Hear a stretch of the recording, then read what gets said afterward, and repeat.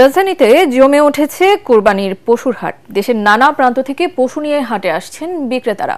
ক্রেতা সমাগমও সন্তোষজনক বলছেন হাট ব্যবস্থাপকরা।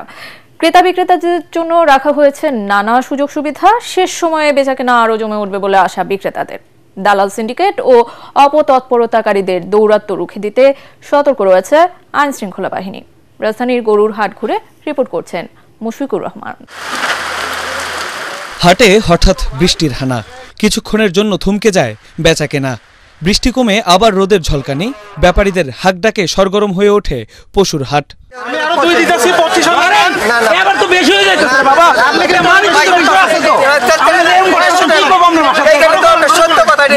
রাজধানীর মোহাম্মদপুর বসিলা হাটে সকাল থেকে জমজমাট কোরবানির পশু বেচাকেনা।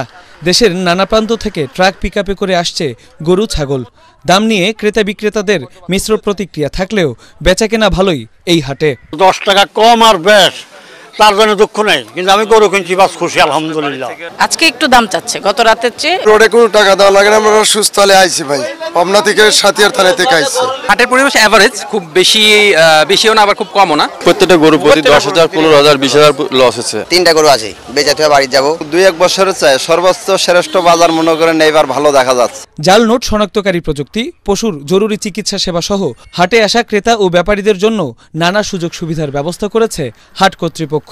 কয়েকদিনের তুলনায় গতকাল মোটামুটি বেশ বেচা বিক্রি হয়েছে, ব্যাপারীরা খুশি। রাজধানীর দিয়াবাড়ি কুরবানির পশুর হাটেও জমজমাট বেচাকেনা।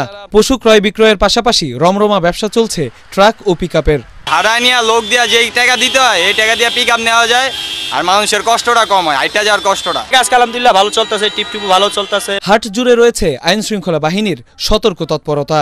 রাজধানীর হাটগুলোতে হরদম চলছে বেচাকেনা। আশানুরূপ দামে হাটে আনা পশুটি বিক্রি করে লাভবান হবেন নাকি খালি হাতে বাড়ি ফিরতে হবে, এমন উৎকণ্ঠায় সময় পার করছেন ব্যাপারীরা। অন্যদিকে সাধ্যের মধ্যে পছন্দসই পশুটি কিনতে এক হাট থেকে অন্য হাটে ছুটে ফিরছেন ক্রেতারা। মুশফিকুর রহমান, ATN বাংলা, ঢাকা।